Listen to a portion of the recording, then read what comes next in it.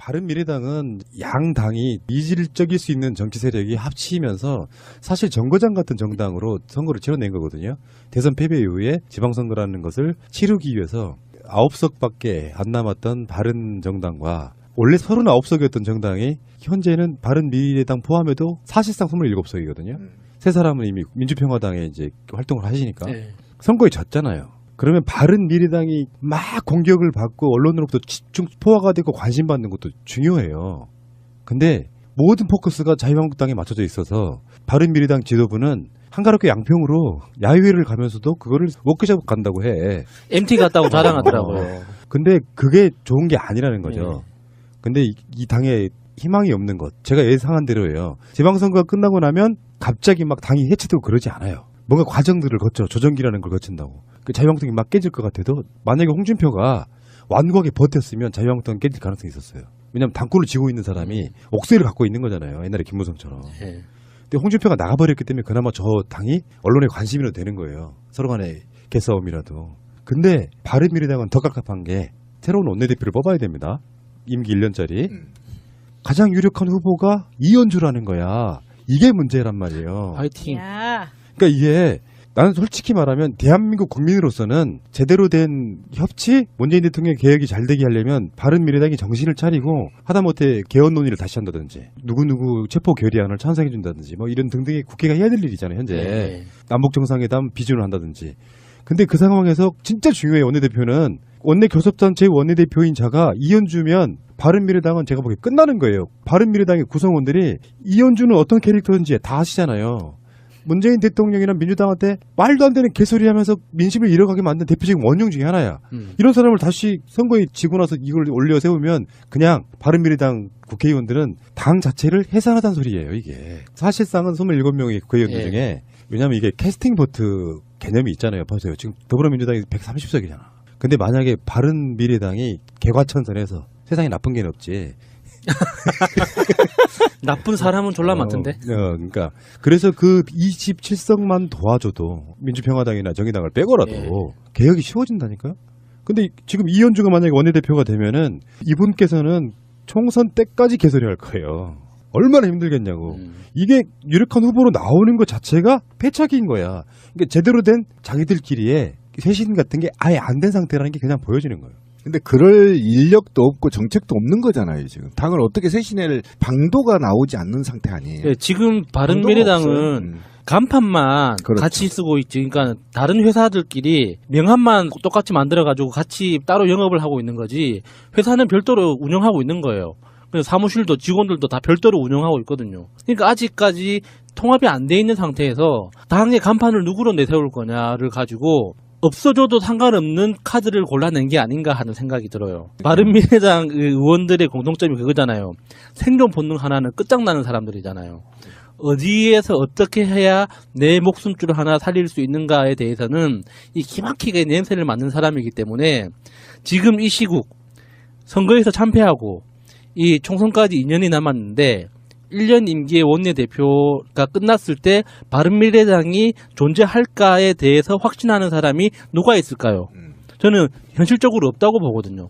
그러면 이렇게 당이 불확실한 상황에서 그냥 버리는 카드로서 누구 하나를 쭉 뽑았을 때 우리에게 데미지가 없이 그 1년을 버틸 수 있을까 생각해보면 거기에 이제 합당한 사람들이 몇몇 나온 카드 중에 하나가 이현주라고 보는 거죠. 우리는 여당 지지자 마인드가 있어야 돼요. 저당이 잘못되고 있으니까 좋네. 홍준표가 저당 대표가 됐으니까 에라 디야. 그게 아니라는 거지. 왜냐? 그들의 어그로와 발목 잡기가 결국 피해보는 건 국민이고 여당이고 문재인 대통령이라는 관점에서 봤을 때 나는 김관영이 박근혜 탄핵 소추안을 국회에서 읽었던 바로 그 사람이에요. 이현주보다는 내가 보기엔 더 나아요.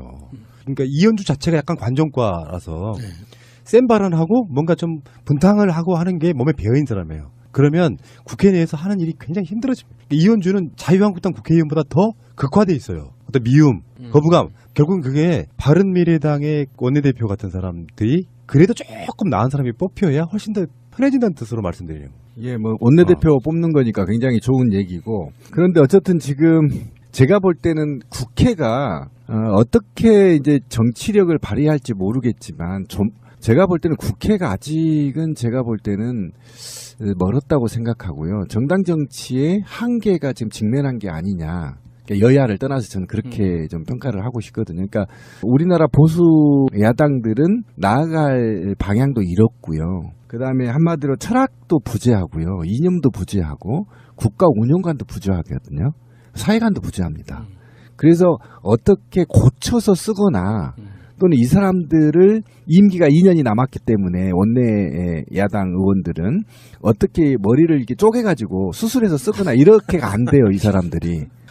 정말 안 됩니다. 그래서 저는 이런 국회가 이렇게 실적 없이 이렇게 쭉 어느 정도 시간을 가질 수밖에 없다, 저는 이렇게 봅니다. 그러다 보면은 국민의 분노가 좀 일어날 것이고, 그렇게 되면 국회 해산 요구도 있을 거고, 또는 그런 극단 사항까지 치닫지 않으면 국회는 지리멸멸하게 지금 저렇게 갈 수밖에 없다. 왜 그러냐면 세상에 촛불 1900만, 2000만이 원하는 촛불 대통령을 만들어 놓고 그걸 개헌을 발의한 걸 부결시켜 버리잖아요. 이건 국회가 아니거든요. 지금 대통령이 날개를 달고 날아야 될 곳이 국회란 말이에요. 그러면 국회 남북 문제나 동북아 평화 문제들, 이런 문제들은요, 여야가 관계없이 막 대통령한테 푸시해서 막 밀어주고 해야 되는 상황에서 아무것도 국회가 할 수 있는 게 없는 거거든요. 그러니까 이게 저는 정당 정치 한계에 직면하지 않았느냐. 특히 보수 정당은 갈 길을 잃어버렸고 이들이 정치를 하는 방법을 몰라요. 상대방만 죽여만 봤지 공존하면서 상호 융합하면서 나아가 할 대한민국의 미래를 위해서 설계해본 경험이 없는 거예요. 현실 정치의 측면에서 신비님이 말씀하신 뭐 정치 철학이라든지 신념, 뭐 국가관 이런 게 있으면 좋죠. 그렇죠. 있으면 좋지만 없어도 현실 정치는 가능하단 말이에요. 그런 측면에서 그 증거가 자유한국당이고 바른미래당이잖아요. 그렇죠. 예. 그런 거 없이도 현실 정치가 가능해요. 그런데 저는 자유한국당도 그렇고 바른미래당도 그렇고 권하고 싶은 게 그런 거 정치 철학, 신념, 국가관, 국민을 생각하는 마음 없어도 돼. 당신들의 생존을 위해서라도 지금이라도 남북관계에 대해서 지지하고 협조하고 나머지 정책이나 법안에 대해서는 그런 개지랄을 계속 해도 돼요. 왜냐하면 자기들이 그렇게 하라고 야당을 하고 있는 거니까. 그러니까 그렇게 해도 되는데 자신들의 생존을 위해서라도 연동형 비례대표제를 주장해야 된다니까요. 지금 이 인간들. 그래야지 다음 총선에서 지금 세력의 절반이라도 지킬 수가 있어요. 지금 상태로 가잖아요.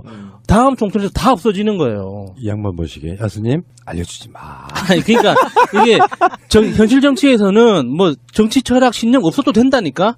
기술적으로 잘 조립만 해도 살아남을 수 있다고. 그렇게라도 살아남아야지 우리 여당이 건강하게 정치를 하는데 그나마 도움이 될 수가 있어요. 괜찮은 지금 논리다. 이런 상황으로 완전히 사라져 버리잖아요.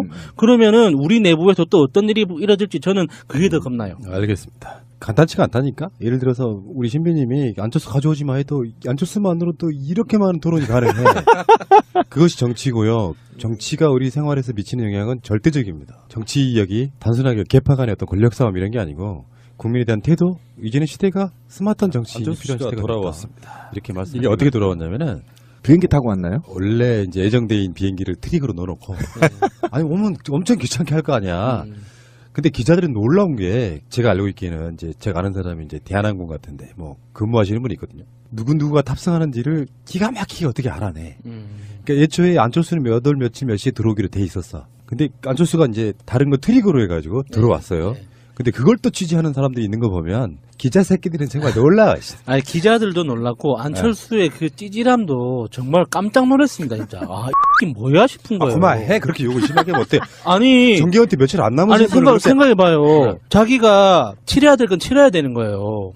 내가 잘못했으면 오늘 벌을 안 받아도 내일 벌을 받거나 10년 후에 받거나 언젠가는 그 벌을 받게 돼 있다고요. 이게 지금 바른미래당 안에서 지금 생기는 이 심각한 어떤 후보는 쓰러졌다 그러죠. 이런 사태가 지금 일어나고 있는데 이게 자기가 몰래 들어온다고 해서 자기의 책임이 없어지는 게 아니잖아요. 이름도 가려질 수가 없어요. 아니 이거는 진짜 이게 중2보다 못한 너무 진짜 극단 찌질함이에요 이거는. 비행기를 바꾼다고 해서 그 안철수란 이름이 너무 도드라지는 그 이름을 어떻게 그냥 스킵할 수가 있겠어요. 철수 제가 아마 다음 주부터 파업을 할지 모르겠어요. 출연 보이콧 파업. 아, 내가 안철수 의제 올리지 말라고 했잖아요, 지금. 아니 그래도 아직도 해야 되나요? 이보세요, 형님. 네. 배웅은 해드려야지. 양반아, 진짜. 우리나라 정치사에 국민의당이라고 하는 정말 이단화를 낳은 사람이고, 물론 그건 김민경 씨가 낳겠죠. 가슴으로 나왔나? 나온 자식. 근데 이 안철수가 주는 의미가 간단치가 않습니다. 다른 의미에서 보면은 산업화 세력의 마지막 끝물이었을 수도 있어요. 이명박이 대통령으로서 그랬다 그러면 실제로 뭔가 새로운 정치를 들고 나왔지만 사실 그 마음속에 들어있는 기업가로서의 가치를 갖고 있는 사람. 그리고 노동자에 대한 가치관도 없을 뿐더러 서로 간의 커뮤니케이션도 잘 안 되고 순전하게 개인 플레이로만. 이명박도 사실 그런 측면이 있거든요. 국민적 지지가 있으니까 그것도 자기가 스스로 유지가 됐던 측면이 있는 거고, 이 사람을 연구를 잘 해놔야 다음에 안 당한다는 거예요. 실제로 저도 뭐 이제 가끔씩 이제 방송을 비판하시는 분들이 그런 얘기 하잖아요. 안철수 빨고. 빨았다는 표현은 정확하지 않고요. 민주당 계열에 있을 때는 함부로 비판을 못 하는 거죠. 그들이 동력이 약해질까봐. 그렇죠. 왜냐하면 이게 같은 프레임이 있어요. 뭐냐면 우리를 공영방송으로 보면 왜 비판이 나와야 될 걸 비판 안 하냐고 하는 것은 그것은 개파적 시각이에요. 같은 민주당 안에 있는데 안철수가 내가 싫어하는 또는 자기들 개파가 아니기 때문에 왜 안 깠냐. 이 안 깠냐를 조금 확전시키면은 안철수를 빨았다고 이야기를 한 겁니다. 다만 민주당 자체가 최선은 아니라는 거 분명히 알고 있어요. 그러나 자유한국당의 세력들에 비하면 훨씬 더 좋은 세력이라는 것도 알고 있단 말이에요. 근데 내가 좋아하는 사람과 다른 개파이기 때문에 그 사람을 막 부잡을할까? 안 까는 거를 빤다고 표현하는 게 가장 기분 나쁜 거 측면인데, 어쨌건 안철수 씨는 민주당을 나가고 나서는 우리한테 한 수백 번 까였기 때문에 그건 안철수의 현상을 우리가 지금까지 봐왔던 관점에서 봤을 때는 물론 비슷한 에피소드가 최근에 나갔기 때문에 그 이야기를 길게 하고 싶은 생각은 없지만, 안철수의 퇴장은 굉장히 중요한 의미를 갖는다라고 해서 지금 가져온 건데, 결국에는 저는 안철수의 태도가 가장 큰 문제라고 보고요. 안타까운 건 그 바른미래당의 구의원 후보, 이분은 정말 안타깝더라고요. 그러니까 선거가 뭔지 극심한 스트레스를 받은 끝에 결국에는 낙선 이튿날 쓰러져서 뇌사됐거든요. 그렇죠. 이게 정치적 스트레스라는 게 얼마나 무서운 건지 유승민 대표의 얼굴을 통해서도 확인할 수 있죠. 국회의원 당선된 이후의 그 얼굴 모습과 지금 한 1년 반 정도 지나서 지방선거를 참패하고 난 이후의 얼굴을 보면 아, 정말 그 스트레스라는 게 어마무시하다. 그리고 이게 지방선거를 뛰는 지역 후보들은 사실상 조직이라는 게 없습니다. 혼자서 다 해야 돼요. 서류 준비부터 공보물 기획, 그리고 판세 분석, 시민들한테 일일이 인사하는, 이게 예를 들어서 선거 운동 기간 동안 명함을 4만 장을 찍었어. 4만 장을 다 써야 되거든요. 4만 장을 다 못 쓰면 나 스스로한테 이렇게 뭔가 실패한 느낌이 들기 때문에 후보들은 자신들이 4만 장을 찍든 10만 장을 찍든 자기가 찍어놓은 명함을 어떤 방식으로든 다 소모하려고 미친 듯이 달린단 말이에요. 그러면 그 과정에서 단순히 그게 육체노동으로만 볼 수도 있고 그냥 지 욕심에 정신 나가가지고 막 미친 듯이 돌아다니는 거라고 비난할 수도 있는데 어쨌거나 그 개인은 엄청난 에너지를 쏟는 행위거든요. 그게 우리 당이든 내 반대당이든지 간에 모든 후보들은 똑같은 에너지를 쏟고 있단 말이에요. 그런데 이 사람이 바른미래당 소속으로 완전 참패를 했어. 그래서 내가 쓴 비용도 온전히 돌려받지 못해. 그러면 그 경제적 책임은 내가 져야 되는 거거든요. 당은 절대 책임져 주지 않아요. 그러면은 이 사람이 겪는 스트레스라는 건 정말 상상을 초월하는 거거든요. 그래서 가족들이 얼마나 반대했을지 상상이 되잖아요. 후보로 나간다고 했을 때부터 가족들이 또 다 반대를 했을 텐데 그 모든 총체적인 가족 내에서의 어떤 비난부터 시작해서 지역사회에서 어떤 비아냥들, 그리고 내가 속한 당이 보여주는 부끄러움들, 그리고 당면에서는 내가 책임져야 하는 이 경제적인 어려움들, 이런 것들이 총체적으로 이제 졸도라는 이제 증세로 나타난 건데 이분은 정말 안타깝습니다, 진짜. 나중에 뇌사까지 갔다는데. 네, 뇌사까지 갔기 때문에 여기서 안철수와 유승민의 행보가 어떻게 다른지를 보여줬는데 유승민이 이 뇌사 소식에 조용히 병문안을 합니다. 그게 말씀하셨던 낙선 인사, 예. 그 어떻게 해서든지 본인이 책임을 지고 예. 자기 당 이름으로 나왔던 후보들에 대한 예. 최소한의 예의 같은 그렇죠. 거잖아요. 예. 그런데 병문안을 하면서 당이 후보 당선을 못 지켜서 죄송하다. 이런 말을 가족들한테 전했다고 하는데 이게 또 어떤 면으로는 안철수의 미국행과 그리고 안철수가 낙선 인사를 했던 그 현수막하고도 연결이 되는 것 같아요. 안철수 같은 경우에는 TV 토론회 같은 데 나와서 당명에 대한 이야기를 한 번도 안 했다고 하죠. 근데 그 맥락과 같이 낙선 인사에서도 그 현수막에 당 이름이 전혀 들어가지도 않고 당을 연상시키는 어떤 색깔이나 이런 것도 쓰지 않았어요. 그냥 안철수 드림 이렇게 쓰면서 너무 초등학생 일기처럼 올라간 게 화제가 됐던 내가 거죠. 어젯밤에 그 직접 현수막 봤는데 그거는 대선 나왔을 때도 국민의당 안 썼잖아요. 기억 안 나십니까? 당이나 이런 게 중요하지 않아. 나만 돋보이면 되는 사람이야. 그렇죠. 제가 안철수 얘기를 그만하자고 했던 근본적인 이유는 제가 안철수를 이제 좋아했던 사람이잖아요. 젊었을 때. 아, 그 얘기 난 더 듣기 싫거든? 천리안 시절 예, 똑같이 나갑니다. 그런데 안철수 씨를 최근에 이렇게 보면요. 학습 능력도 제로고요. 시대관도 제로고요. 공감 능력도 없고요. 역사관도 형편없고요. 그 다음에 조직론도 전혀 근거가 없어요. 그리고 예를 들면 말이죠. 본인이 정치적인 스탠스라는 게 있는 거예요. 나는 아까 말했던 철학적 모티브가 누구인 거냐 정치에. 그럼 내가 그 사람을 A라는 사람을 선정해 놓고 그거와 같은 리더십을 발휘하기 위해서 노력하거나 이런 모습이 없는 거잖아요. 독고다이인 거잖아요. 이런 거는요.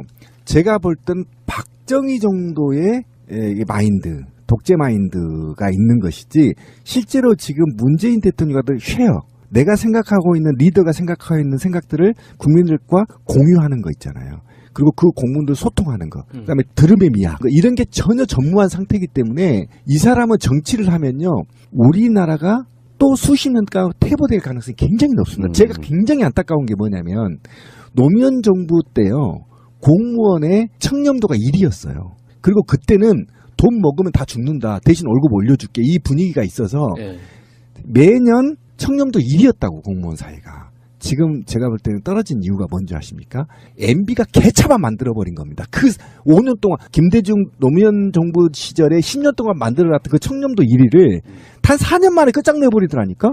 지금도 푹푹 썩어 있어요, 공무원들. 내가 누워서 춤 뱉는 것 같지만 지금 바로 잡으려면 또 한 10년 걸려요. 근데 그런데 이런 리더십으로는 그런 걸 만들어내지 못해요. 네. 그래서 안타까움을 전 말해서 다시는 우리 정치가 뒤로 후퇴돼서는 안 된다. 그래서 안철수를 모델로 꼭 연구 대상 삼아야 된다는 것은 동의 하나. 다시는 방송에서 거론되지 않았습니다. 그러면 내가 안철수를 내가 이렇게 걸어놓을 때는 안 나오시면 돼. 뜯어보기 싫다 하시면. 네. 그 사실은 코너만 빠지고. 사실 이런 부분이 있거든요. 우리 방송에 이제 편성이랄까? 앞부분에 나오는 정치 이야기는 사실 저는 예능이라고 생각해요, 예능. 정치가 예능이지 뭐요. 그럼요. 그러니까 희화시키는 의미에서 예능이 아니고 연예인들 평론하는 거랑 똑같습니다. 네. 연예평론가들이 연예인들 영화배우 누가 어떻고 가수 아이돌이 누가 어떻고 똑같아. 다를 게 하나도 없어. 그런 상황에서 그 뒤에 나오는 메시지들 있죠. 우리 방송 뒤에 나오는 메시지들. 들어주시면 좋을 만한 노동이라든지 청년 문제라든지 뭐 여러 가지 담론들이 있잖아요. 같이 이렇게 공유하시면 좋은데 안철수는 정치적으로 소멸돼 가지만 안철수만큼 토론하기에 가장 만만한 대상이 사실 없어요. 재미도 있고. 내 말이 틀렸습니까? 바른미래당은 양당이 이질적일 수 있는 정치 세력이 합치면서 사실 정거장 같은 정당으로 선거를 치러낸 거거든요. 대선 패배 이후에 지방선거라는 것을 치르기 위해서 9석밖에 안 남았던 바른정당과 원래 39석이었던 정당이 현재는 바른미래당 포함해도 사실상 27석이거든요. 세 사람은 이미 민주평화당에 이제 활동을 하시니까 선거에 졌잖아요. 그러면 바른미래당이 막 공격을 받고 언론으로부터 집중 포화가 되고 관심받는 것도 중요해요. 근데 모든 포커스가 자유한국당에 맞춰져 있어서 바른미래당 지도부는 한가롭게 양평으로 야유회를 가면서도 그거를 먹기잡고 간다고 해. MT 갔다고 자랑하더라고요. 근데 그게 좋은 게 아니라는 거죠. 근데 이 당에 희망이 없는 것. 제가 예상한 대로예요. 지방선거가 끝나고 나면 갑자기 막 당이 해체되고 그러지 않아요. 뭔가 과정들을 거쳐 조정기라는 걸 거친다고. 그 자유한국당이 막 깨질 것 같아도 만약에 홍준표가 완고하게 버텼으면 자유한국당은 깨질 가능성이 있었어요. 왜냐하면 당권을 쥐고 있는 사람이 옥새를 갖고 있는 거잖아요. 옛날에 김무성처럼. 근데 홍준표가 나가버렸기 때문에 그나마 저 당이 언론의 관심이라도 되는 거예요. 서로 간의 개싸움이라도. 근데 바른미래당은 더 깝깝한 게 새로운 원내대표를 뽑아야 됩니다. 임기 1년짜리. 가장 유력한 후보가 이현주라는 거야. 이게 문제란 말이에요. 화이팅. 야. 그러니까 이게 나는 솔직히 말하면 대한민국 국민으로서는 제대로 된 협치, 문재인 대통령의 개혁이 잘 되게 하려면 바른미래당이 정신을 차리고 하다못해 개헌 논의를 다시 한다든지 누구누구 체포 결의안을 찬성해 준다든지 뭐 이런 등등의 국회가 해야 될 일이잖아요. 현재 남북 정상회담 비준을 한다든지. 근데 그 상황에서 진짜 중요해. 원내대표는 원내 교섭단체 원내대표인 자가 이현주면 바른미래당은 제가 보기에 끝나는 거예요. 바른미래당의 구성원들이 이현주는 어떤 캐릭터인지 다 아시잖아요. 문재인 대통령이나 민주당한테 말도 안 되는 개소리 하면서 민심을 잃어가게 만든 대표적인 원흉 중에 하나야. 이런 사람을 다시 선거에 지고 나서 이걸 올려 세우면 그냥 바른미래당 국회의원들은 당 자체를 해산하자는 소리예요, 이게. 사실상은 27명의 국회의원들 예. 중에 왜냐면 이게 캐스팅 보트 개념이 있잖아요. 보세요. 지금 더불어민주당이 130석이잖아. 근데 만약에 바른미래당이 개과천선해서 세상에 나쁜 게 없지. 나쁜 사람은 졸라 많던데. 그러니까 그래서 그 27석만 도와줘도 민주평화당이나 정의당을 빼고라도 예. 개혁이 쉬워진다니까요. 근데 지금 이현주가 만약에 원내대표가 되면은 이분께서는 총선 때까지 개소리할 거예요. 얼마나 힘들겠냐고. 이게 유력한 후보로 나오는 것 자체가 패착인 거야. 그러니까 제대로 된 자기들끼리의 쇄신 같은 게 아예 안 된 상태라는 게 그냥 보여지는 거예요. 근데 그럴 인력도 없고 정책도 없는 거잖아요, 지금. 당을 어떻게 쇄신할 방도가 나오지 않는 상태 아니에요. 네, 지금 방도가 바른미래당은 없어요. 간판만 그렇죠. 같이 쓰고 있지. 그러니까 다른 회사들끼리 명함만 똑같이 만들어가지고 같이 따로 영업을 하고 있는 거지. 회사는 별도로 운영하고 있는 거예요. 그래서 사무실도 직원들도 다 별도로 운영하고 있거든요. 그러니까 아직까지 통합이 안 돼 있는 상태에서 당의 간판을 누구로 내세울 거냐를 가지고 없어져도 상관없는 카드를 골라낸 게 아닌가 하는 생각이 들어요. 바른미래당 의원들의 공통점이 그거잖아요. 생존 본능 하나는 끝장나는 사람들이잖아요. 어디에서 어떻게 해야 내 목숨줄 하나 살릴 수 있는가에 대해서는 이 기막히게 냄새를 맡는 사람이기 때문에 지금 이 시국 선거에서 참패하고 이 총선까지 2년이 남았는데 1년 임기의 원내대표가 끝났을 때 바른미래당이 존재할까에 대해서 확신하는 사람이 누가 있을까요? 저는 현실적으로 없다고 보거든요. 그러면 이렇게 당이 불확실한 상황에서 그냥 버리는 카드로서 누구 하나를 쭉 뽑았을 때 우리에게 데미지가 없이 그 1년을 버틸 수 있을까 생각해보면 거기에 이제 합당한 사람들이 몇몇 나온 카드 중에 하나가 이현주라고 보는 거죠. 우리는 여당 지지자 마인드가 있어야 돼요. 저당이 잘못되고 있으니까 좋네. 홍준표가 저당 대표가 됐으니까 에라 디야. 그게 아니라는 거지. 왜냐? 그들의 어그로와 발목 잡기가 결국 피해보는 건 국민이고 여당이고 예. 문재인 대통령이라는 관점에서 봤을 때 나는 김관영이 박근혜 탄핵 소추안을 국회에서 읽었던 바로 그 사람이에요. 이현주보다는 내가 보기엔 더 나아요. 그러니까 이현주 자체가 약간 관정과라서 센 발언하고 뭔가 좀 분탕을 하고 하는 게 몸에 배어있는 사람이에요. 그러면 국회 내에서 하는 일이 굉장히 힘들어집니다. 이현주는 자유한국당 국회의원보다 더 극화돼 있어요. 어떤 미움, 거부감. 결국은 그게 바른미래당의 원내대표 같은 사람들이 그래도 조금 나은 사람이 뽑혀야 훨씬 더 편해진다는 뜻으로 말씀드리는 거예요.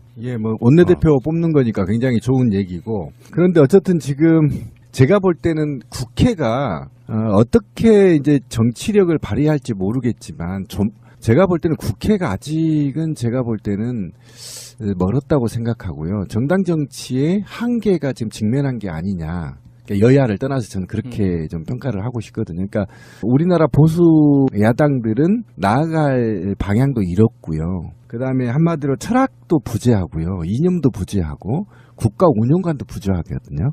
사회관도 부재합니다. 그래서 어떻게 고쳐서 쓰거나 또는 이 사람들을 임기가 2년이 남았기 때문에 원내 야당 의원들은 어떻게 머리를 이렇게 쪼개가지고 수술해서 쓰거나 이렇게가 안 돼요, 이 사람들이. 정말 안 됩니다. 그래서 저는 이런 국회가 이렇게 실적 없이 이렇게 쭉 어느 정도 시간을 가질 수밖에 없다, 저는 이렇게 봅니다. 그러다 보면은 국민의 분노가 좀 일어날 것이고, 그렇게 되면 국회 해산 요구도 있을 거고, 또는 그런 극단 사항까지 치닫지 않으면 국회는 지리멸멸하게 지금 저렇게 갈 수밖에 없다. 왜 그러냐면 세상에 촛불 1900만, 2000만이 원하는 촛불 대통령을 만들어 놓고 그걸 개헌을 발의한 걸 부결시켜 버리잖아요. 이건 국회가 아니거든요. 지금 대통령이 날개를 달고 날아야 될 곳이 국회란 말이에요. 그러면 국회 남북 문제나 동북아 평화 문제들 이런 문제들은요, 여야가 관계없이 막 대통령한테 푸시해서 막 밀어주고 해야 되는 상황에서 아무것도 국회가 할 수 있는 게 없는 거거든요. 그러니까 이게 저는 정당 정치 한계에 직면하지 않았느냐. 특히 보수 정당은 갈 길을 잃어버렸고 이들이 정치를 하는 방법을 몰라요. 상대방만 죽여만 봤지 공존하면서 상호 융합하면서 나아갈 대한민국의 미래를 위해서 설계해본 경험이 없는 거예요. 현실 정치의 측면에서 신비님이 말씀하신 뭐 정치 철학이라든지 신념, 뭐 국가관 이런 게 있으면 좋죠. 그렇죠. 있으면 좋지만 없어도 현실 정치는 가능하단 말이에요. 그런 측면에서 그 증거가 자유한국당이고 바른미래당이잖아요. 그렇죠. 예. 그런 거 없이도 현실 정치가 가능해요. 그런데 저는 자유한국당도 그렇고 바른미래당도 그렇고 권하고 싶은 게 그런 거 정치 철학, 신념, 국가관, 국민을 생각하는 마음 없어도 돼.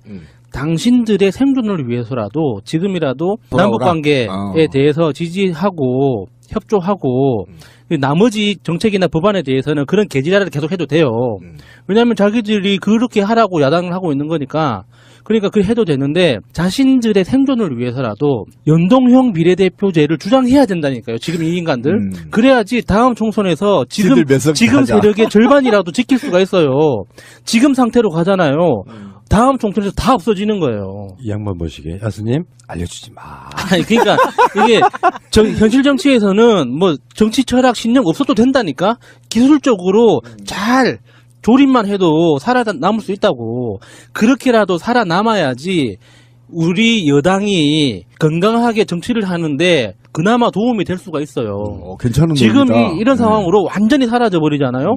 그러면은 우리 내부에서 또 어떤 일이 이뤄질지 저는 그게 더 겁나요. 알겠습니다. 간단치가 않다니까? 예를 들어서 우리 신비님이 안철수 가져오지 마 해도 안철수만으로 또 이렇게 많은 토론이 가능해. 그것이 정치고요. 정치가 우리 생활에서 미치는 영향은 절대적입니다. 정치력이 단순하게 개파 간의 어떤 권력 싸움 이런 게 아니고 국민에 대한 태도, 이제는 시대가 스마트한 정치인이 필요한 시대가 됐다. 이렇게 말씀드리고 싶어요.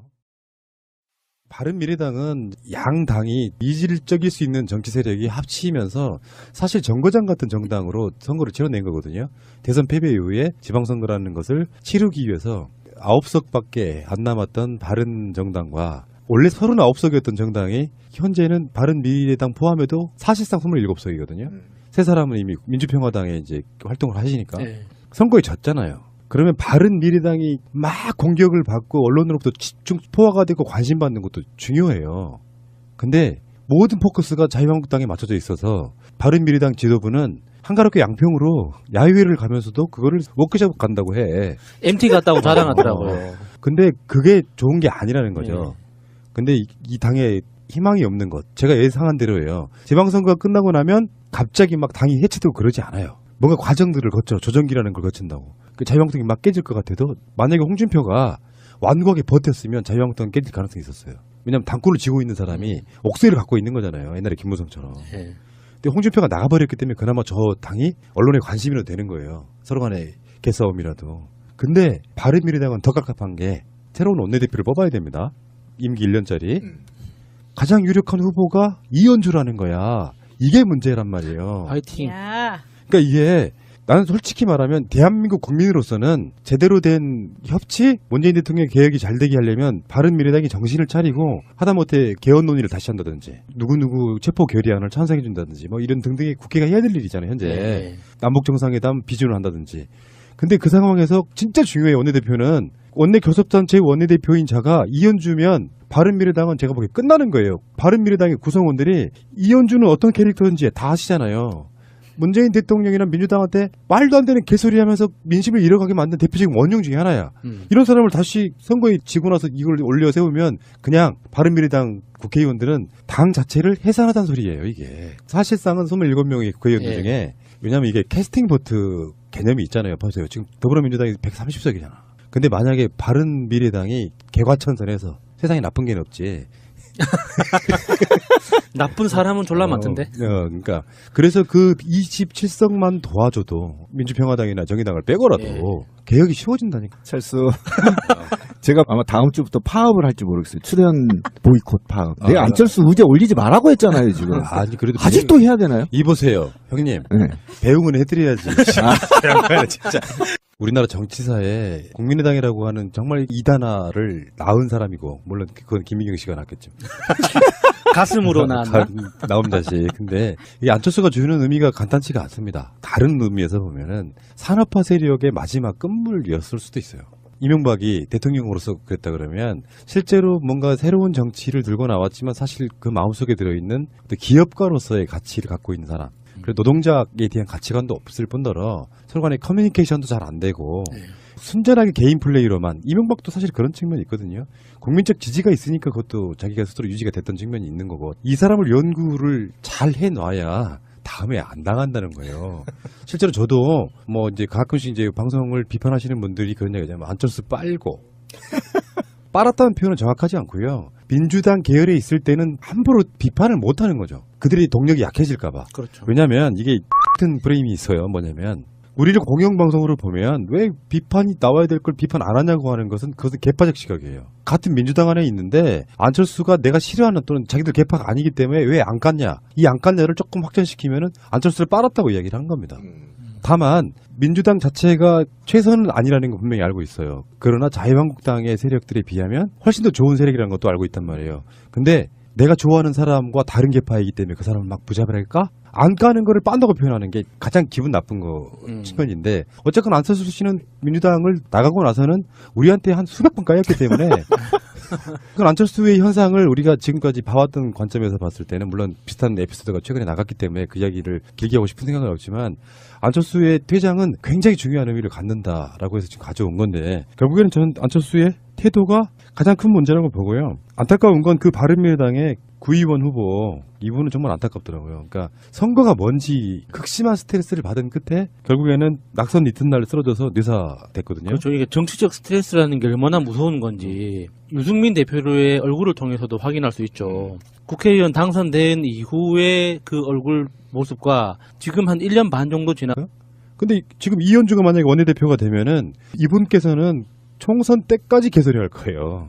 얼마나 힘들겠냐고. 이게 유력한 후보로 나오는 것 자체가 패착인 거야. 그러니까 제대로 된 자기들끼리의 쇄신 같은 게 아예 안 된 상태라는 게 그냥 보여지는 거예요. 근데 그럴 인력도 없고 정책도 없는 거잖아요, 지금. 당을 어떻게 쇄신할 방도가 나오지 않는 상태 아니에요. 네, 지금 바른미래당은 간판만 그렇죠. 같이 쓰고 있지. 그러니까 다른 회사들끼리 명함만 똑같이 만들어가지고 같이 따로 영업을 하고 있는 거지. 회사는 별도로 운영하고 있는 거예요. 그래서 사무실도 직원들도 다 별도로 운영하고 있거든요. 그러니까 아직까지 통합이 안 돼 있는 상태에서 당의 간판을 누구로 내세울 거냐를 가지고 없어져도 상관없는 카드를 골라낸 게 아닌가 하는 생각이 들어요. 바른미래당 의원들의 공통점이 그거잖아요. 생존 본능 하나는 끝장나는 사람들이잖아요.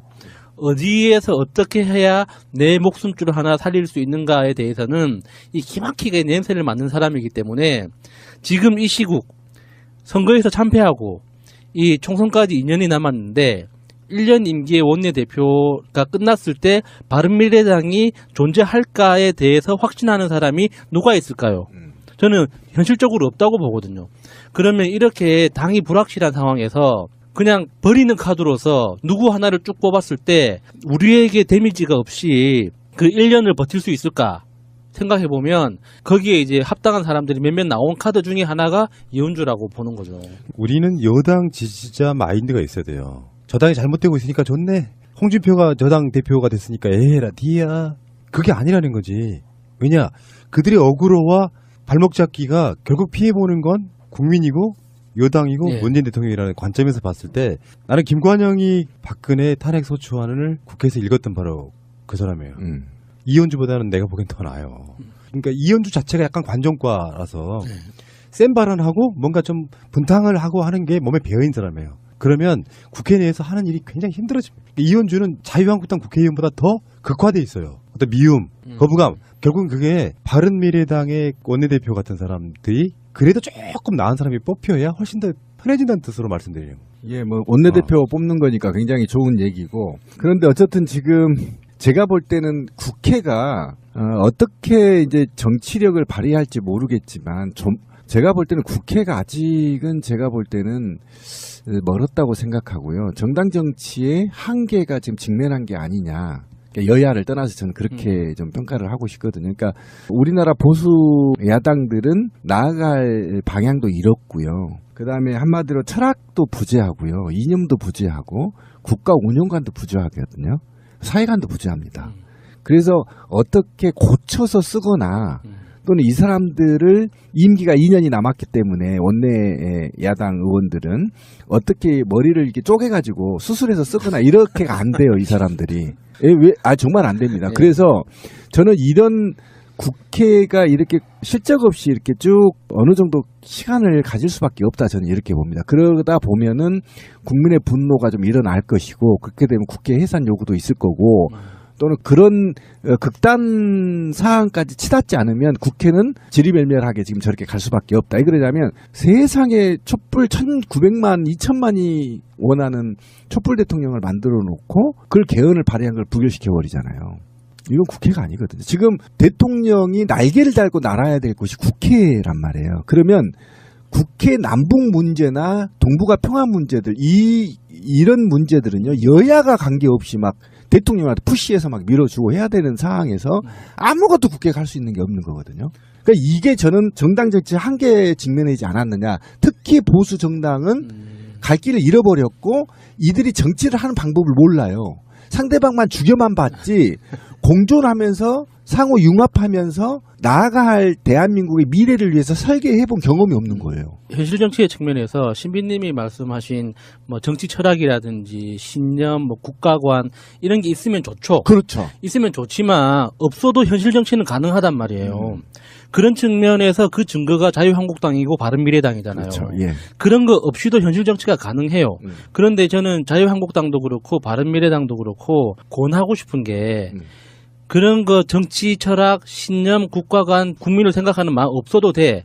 당신들의 생존을 위해서라도 지금이라도 돌아오라. 남북관계에 대해서 지지하고 협조하고 나머지 정책이나 법안에 대해서는 그런 개지랄을 계속 해도 돼요. 왜냐하면 자기들이 그렇게 하라고 야당을 하고 있는 거니까.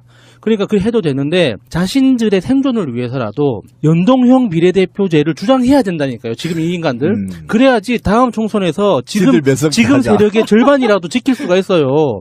지금 상태로 가잖아요. 다음 총선에서 다 없어지는 거예요. 이 양반 보시게. 야수님, 알려주지 마. 아니, 그러니까 이게 현실 정치에서는 뭐 정치 철학 신념 없어도 된다니까. 기술적으로 잘 조립만 해도 살아남을 수 있다고. 그렇게라도 살아남아야지 우리 여당이 건강하게 정치를 하는데 그나마 도움이 될 수가 있어요. 괜찮은 지금 논리다. 이런 상황으로 완전히 사라져 버리잖아요. 그러면은 우리 내부에서 또 어떤 일이 이뤄질지 저는 그게 더 겁나요. 알겠습니다. 간단치가 않다니까? 예를 들어서 우리 신비님이 안철수 가져오지 마 해도 안철수만으로도 이렇게 많은 토론이 가능해. 그것이 정치고요. 정치가 우리 생활에서 미치는 영향은 절대적입니다. 정치력이 단순하게 개파 간의 어떤 권력싸움 이런 게 아니고 국민에 대한 태도, 이제는 시대가 스마트한 정치인이 필요한 시대가 돌아왔습니다. 이렇게 말씀. 이게 어떻게 돌아왔냐면은 비행기 타고 왔나요? 원래 이제 예정대인 비행기를 트릭으로 넣어놓고 아니 오면 엄청 귀찮게 할 거 아니야. 근데 기자들은 놀라운 게 제가 알고 있기에는 이제 제가 아는 사람이 이제 대한항공 같은데 뭐 근무하시는 분이 있거든요. 누구누구가 탑승하는지를 기가 막히게 어떻게 알아내. 그러니까 애초에 안철수는 몇 월 며칠 몇 시에 들어오기로 돼 있었어. 근데 안철수가 이제 다른 거 트릭으로 해가지고 들어왔어요. 근데 그걸 또 취재하는 사람들이 있는 거 보면 기자 새끼들은 정말 놀라. 아니 기자들도 놀랐고 안철수의 그 찌질함도 정말 깜짝 놀랐습니다 진짜. 아 이게 뭐야 싶은 거예요. 그만해. 그렇게 욕을 심하게 못해. 아니 정기한테 며칠 안 남은 아니 생각해봐요. 자기가 치러야 될 건 치러야 되는 거예요. 내가 잘못했으면 오늘 벌을 안 받아도 내일 벌을 받거나 10년 후에 받거나 언젠가는 그 벌을 받게 돼 있다고요. 이게 지금 바른미래당 안에서 지금 생기는 이 심각한 어떤 후보는 쓰러졌다 그러죠. 이런 사태가 지금 일어나고 있는데 이게 자기가 몰래 들어온다고 해서 자기의 책임이 없어지는 게 아니잖아요. 이름도 가려질 수가 없어요. 아니 이거는 진짜 이게 중2보다 못한 너무 진짜 극단 찌질함이에요 이거는. 비행기를 바꾼다고 해서 그 안철수란 이름이 너무 도드라지는 그 이름을 어떻게 그냥 스킵할 수가 있겠어요.